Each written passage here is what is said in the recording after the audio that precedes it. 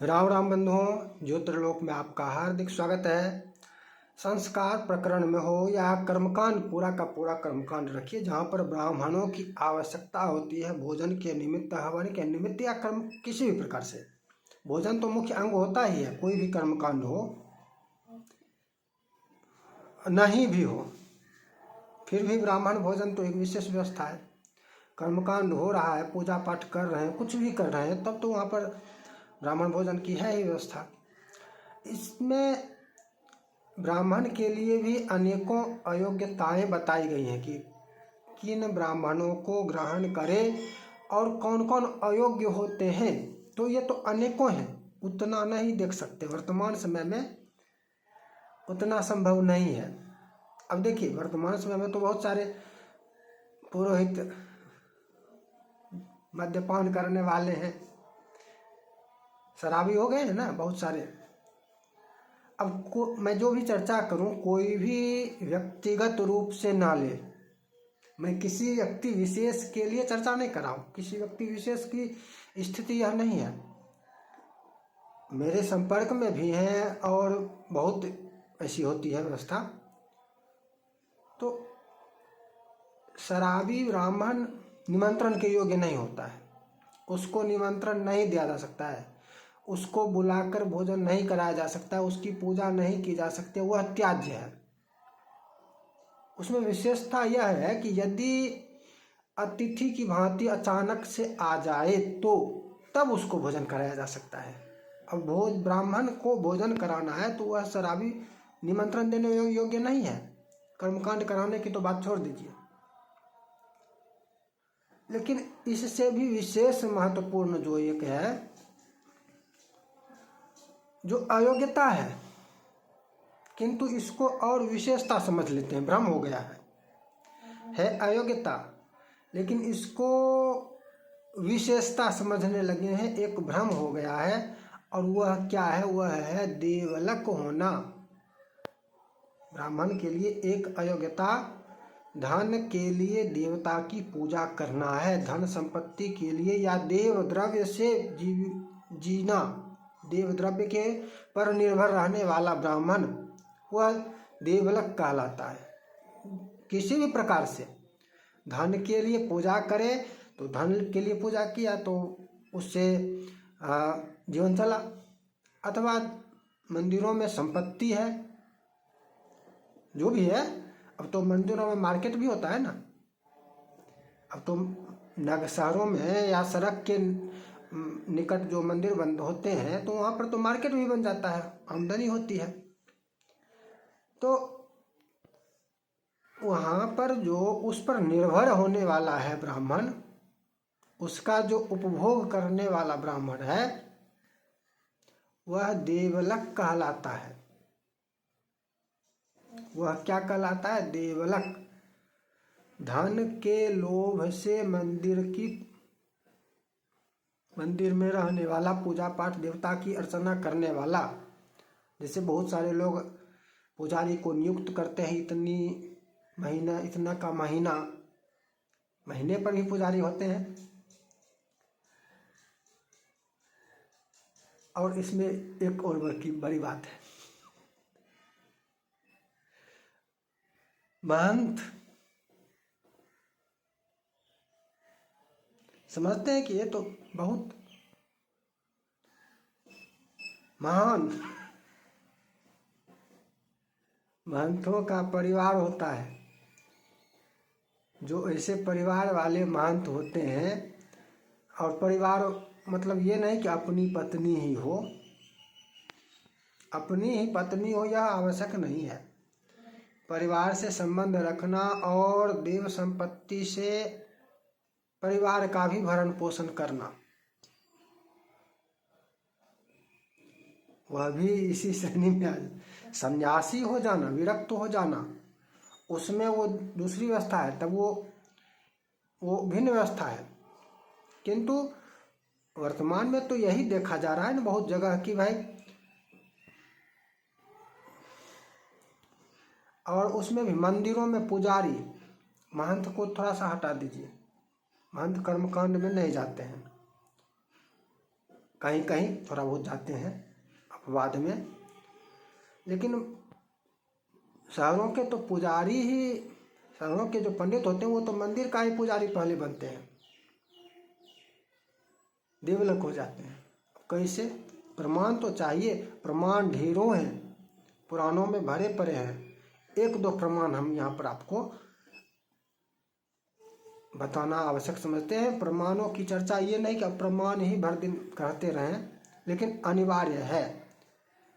देवार्चन परो विप्रो वित्तार्थी वत्सरत्रयम् स वै देवलको नाम हव्यकव्येषु गर्हितः देवकोशोपजीवितु नाम्ना देवलको भवेत् अपाङ्क्तेयस्य विज्ञेयः सर्वकर्मसु सर्वदा।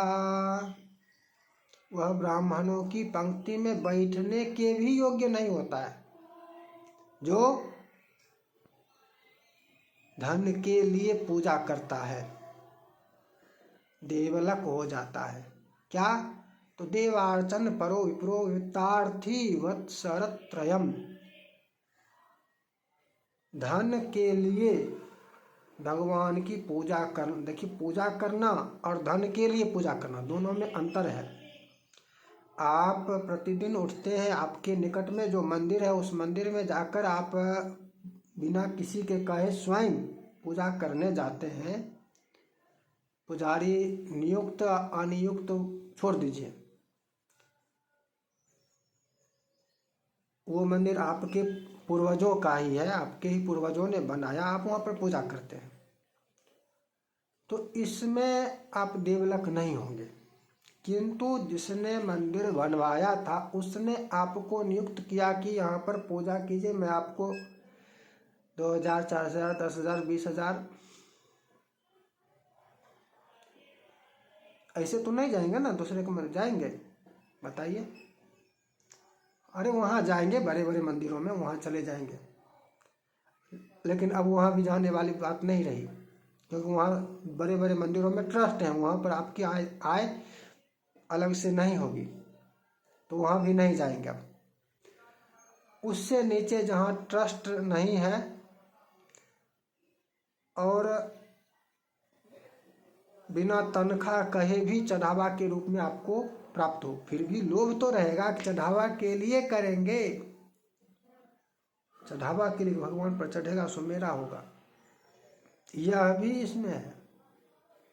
ये नहीं कि कहेगा कि इतने का दरमाहा, वो नहीं, चढ़ावा के लोभ मात्र से भी पूजा करते हैं। अच्छा, कर्मकांड करो ना, पूजा करवाना, उसमें दक्षिणा है ही, उसमें लोभ नहीं है, उसमें दक्षिणा है। और करना, स्वयं करना पुजारी बनकर, दोनों में अंतर है। तो ये इस प्रकार यदि किसी मंदिर में धन के लोभ से, सीधी सी बात है, यहाँ पर धन के लोभ से, धन लाभ के लिए प्राप्त करते हैं, पूजा करने लगते हैं, और 3 वर्ष तक इसमें है कि ऐसे नहीं आज गए और आज ही देवलक हो गए। 3 वर्ष का समय आपके पास होता है कि आप इस विषय को समझ लें, सोच लें, विचार कर लें कि आपको आगे करना है अथवा नहीं। 3 वर्ष तक यदि आपने धन के लोभ से पूजा किया किसी देवता की, धन के लोभ से, तो देवलक हो जाएंगे, तब आपकी संज्ञा देवलक होगी। स्वय देवलको नाम, वह देवलक संज्ञक होता है, उसका नाम देवलक होता है। और हव्य का वेश गर्हिता, वह कहीं भी हव्य हो कव्य हो, निषेध उसका है, अयोग्य है, त्याज्य है। देवकोशोपजीवी तो नामना देवलको भवेत्। अब इसमें दूसरा प्रकरण है। दूसरा प्रकरण क्या है? ठाकुरवाड़ी है। ठाकुरवाड़ी में जो परंपरा से, गुरु शिष्य परंपरा से चलना था वो समाप्त हो गया, ट्रस्ट ने ले लिया, अब वह नियुक्त कर देगा। तो महंत है कोई, पुजारी को नियुक्त कर दियो, नियुक्त होने वाला पुजारी। और दूसरी बात कि ठाकुरबाड़ी में तो है कि वो अविवाहित हों, ठीक है, लेकिन अन्य सभी मंदिरों में तो ऐसी बात नहीं है। और ठाकुरबाड़ियों में भी ब्राह्मण के लिए ये तो आवश्यक नहीं है अविवाहित हों। ठाकुरबाड़ी में भी गृहस्थ ब्राह्मण पूजा कर सकते हैं, ब्राह्मण के लिए यह नहीं है। वो वैष्णवों की अपनी एक परंपरा है, संन्यास, ब्रह्मचर्य, ये सब एक विशेष व्यवस्था है। ब्रह्मचर्य धारण किए रहना, ब्रह्मचारी बने रहना, हनुमान जी का अनुसरण करना भगवान के लिए। किंतु गृहस्थ ब्राह्मण वहां पर पुजारी नहीं हो सकता, ऐसी बात नहीं है। अब वो उसमें संपत्ति, अब ठाकुरबाड़ी को छोड़ भी दीजिए, अन्य भी मंदिर होते हैं जहाँ पर संपत्तियाँ होती हैं, जमीन खेत होते हैं। मार्केट की चर्चा अभी हमने किया, तो मार्केट हो सकता है या और भी व्यवस्था हो सकती है। तो वो आय आपका हो जाए, उस मंदिर की जो संपत्ति है उससे आपका परिवार चले, परिवार चलने की व्यवस्था, उस संपत्ति पर अधिकार हो जाए। जब तक पूजा करेंगे तब तक के लिए। बेचने वाले की तो बात छोड़ दीजिए, बहुत सारे तो बेचने वाले भी होते हैं ना, बेच कर भाग जाते हैं, चोरी करके भाग जाते हैं मंदिर का महंत, उनकी बातों को तो छोड़ ही दीजिए। इसलिए भी कि संपत्ति है, इस संपत्ति से हमारा परिवार चलेगा। उस मंदिर का पुजारी बन गए तो उस कोष से यदि जीवन चल रहा है, देवकोष से, ब्राह्मण के लिए भी देखिए कहाँ पर क्या है। वैसे कहने के लिए अधिकार तो ब्राह्मण का ही होगा, अधिकार तो ब्राह्मण का ही होगा, किंतु वह ब्राह्मण भी देवलक हो जाएगा। वह ब्राह्मण भी जो करते हैं, ये क्या संस्कार, ये क्या पूजा, ये क्या हवन, ये क्या यज्ञ, ये क्या श्राद्ध, ये क्या विवाह, कुछ भी, वह ब्राह्मण उसमें भोजन कराने योग्य नहीं होता है। कहने के लिए इसको विशेषता समझ जाए, शहर वाले तो इसको और विशेषता समझते, अरे पुजारी है। नहीं, इस भ्रम को नहीं, इसका भ्रम को तोड़िए, ये भ्रम है, ये विपरीत व्यवस्था है इसकी। यदि किसी प्रकार का लोभ किए बिना किसी मंदिर में कोई पुजारी है तो कोई बात नहीं, तब वह देवलक नहीं होगा। मंदिर में किसी ने नियुक्त नहीं किया, मंदिर में कोई पुजारी नहीं था, स्वयं वहां पर जाकर, या आसपास का जो मंदिर होता है तो वहां पर तो कोई आसपास के ही पुजारी होंगे ना, सीधी सी बात है। मेरे पास का जो मंदिर है, मैं यहाँ का पुजारी हूं, हमको किसी ने नियुक्त नहीं किया, बात खत्म। उसमें जो वहां पर मंदिर में चलेगा उस पर अधिकार होगा, किंतु मंदिर की संपत्ति जो है, उस संपत्ति से होने वाली आय पर अधिकार नहीं होगा। वो मंदिर के लिए ही रहेगा। अधिकार कर लेंगे तो देवलक हो जाएंगे, कर सकते हैं, अधिकार होगा लेकिन अधिकार कर लेंगे, उससे जीवन यापन करेंगे तो देवलक संज्ञक हो जाएंगे। उस देवलक संज्ञा में वो धन की विशेषता है कि उस देव द्रव्य का उपयोग करते हैं अथवा नहीं करते हैं, इसको समझना है। चाहे वो आपको महीने महीने कोई दे, ट्रस्ट दे, अथवा कोई व्यक्ति दे, व्यक्तिगत मंदिर भी तो होता है, कॉलेज में भी होता है, थाने में भी होता है, बड़े बड़े लोगों के घरों में भी होता है ना। तो वहाँ पर वो लोग तो कहते हैं कि भाई आप कीजिए पूजा, नियुक्त करते हैं पुजारी को, इसके लिए हम आपको धन देंगे, चाहे जो दें, जितना दे जैसा दें।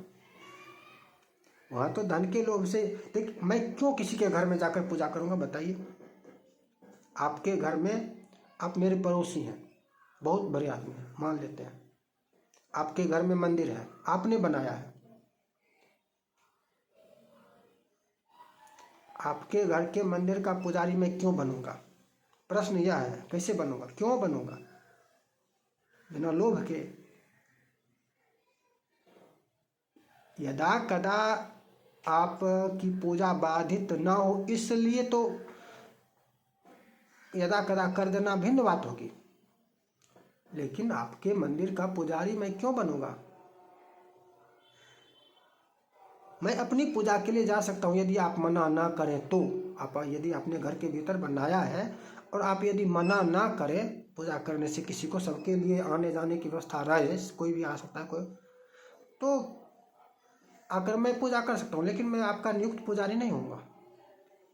थाने का मंदिर है, कॉलेज का मंदिर है, कॉलेज का मंदिर है, तो कॉलेज के मंदिर बगल में हो या दूर हो, मैं उसका पुजारी क्यों बनूंगा? प्रश्न यह है, किसी न किसी लोभ से ही बनूंगा ना, बिना लोभ के बनूंगा पुजारी? यदि बिना लोभ के बनते हैं तो ठीक है, बिना उस मंदिर का कोई, उस मंदिर से धन का लोभ किए बिना मंदिर की पूजा करते हैं आग्रह पर, अन्य प्रकार से यजमान आपको पूजा इत्यादि में अन्यत्र बुलाकर दक्षिणा इत्यादि देता है, तब आप देवलक नहीं होंगे। मंदिर के निमित्त, मंदिर की पूजा के निमित्त यदि आप धन ग्रहण नहीं करते हैं, मंदिर की जो संपत्ति भी है, यदि मंदिर के आसपास संपत्ति है, वृक्ष है, खेत है या कुछ भी है, जो कुछ भी, उस संपत्ति से होने वाली आय को भी आप ग्रहण नहीं करते हैं, वो मंदिर के निमित्त ही है, तब आप देवलक नहीं होंगे। तो इस देवलक ब्राह्मण के संस्कार यदि करते हैं बच्चों को, तो इस देवलक ब्राह्मण से भी बचने की आवश्यकता है।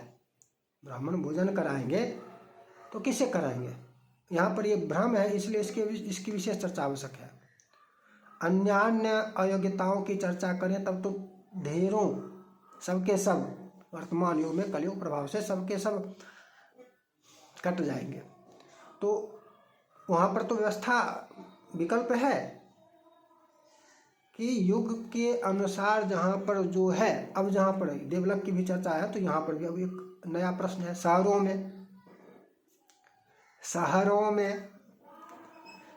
में सबके सब देवलक ही हैं, अधिकतर देवलक ही हैं, तो वहाँ क्या करें? वहाँ पर क्या किया जाएगा? वहाँ पर अधिकतर देवलक ही है तो क्या करेंगे? उपलब्ध ही वही है, दूसरा उपलब्धि नहीं है, तो उसी से कराना होगा ना, कितना भी निषिद्ध हो। वहाँ पर यह नियम आ जाएगा, जहाँ पर जो उपस्थित है वही योग्य है, जो उपस्थित है वही योग्य है, उपलब्ध है वही योग्य है, यह भी नियम है। किंतु जहाँ उपलब्ध हो, यदि आप उपलब्ध कर सकते हैं तब आपके लिए देवलक योग्य नहीं है, इसका ध्यान रखना चाहिए, चाहे कुछ भी करते हैं। आज की चर्चा को यहीं विराम देते हैं, पुनः मिलेंगे नई चर्चा के साथ। जय जय श्री राधे।